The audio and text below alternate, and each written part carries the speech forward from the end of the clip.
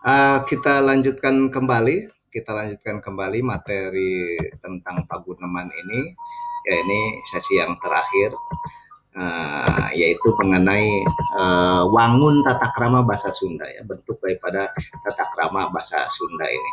Nah, ini ada 3 macam bentuk daripada tata krama bahasa Sunda, yaitu bahasa lemes, bahasa loma atau bahasa kasar, dan yang terakhir itu bahasa yang kasar sekali begitu, ya.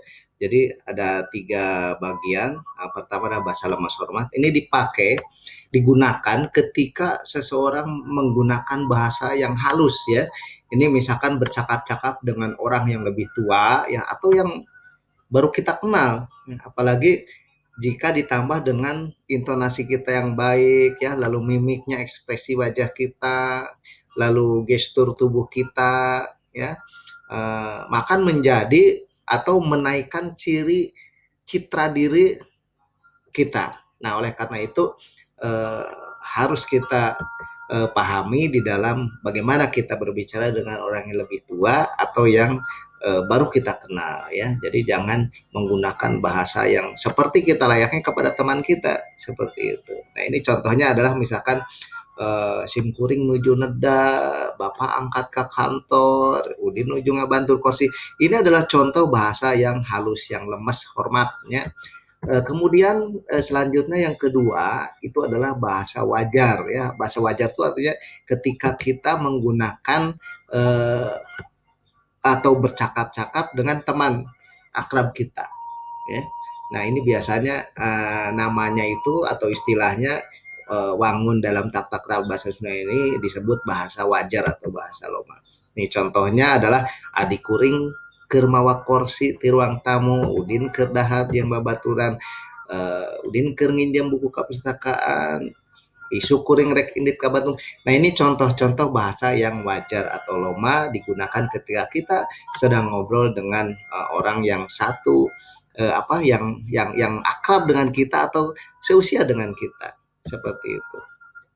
Nah, yang terakhir adalah bahasa kasar. Ini bahasa kasar ini umumnya dipakai untuk binatang, ya, kepada hewan gitu, ya. Tapi ini sering juga ketika sedang marah gitu, ya, ada kesan tidak sopan, ya, kalau menggunakan tingkat bahasa ini. Oleh karena itu ketika walaupun kita sedang marah tetap dijaga, jangan sampai menggunakan kata-kata yang tidak semestinya kita lakukan. Nah, ini contohnya misalkan, ya, yang ada ngaran aing Asep asal ti ujung Berung Bandung ka Jakarta rek nyiar ubar lapar ari siasa. Nah, ini contoh yang tidak baik, yang tidak gunakan, yang tidak boleh kita gunakan, ya. Apalagi ini berbicara dengan orang yang baru kita kenal atau orang yang lebih tua begitu. Nah, ini jadi beberapa contoh bahasa loma dan bahasa lemes ini bisa kalian pelajari contohnya, kata-katanya di dalam buku Simpai Bahasa Sunda ini di halaman 6 dan 7, ya. Silahkan dilihat mana perbedaannya, mana yang untuk bahasa yang kasar, mana yang loma.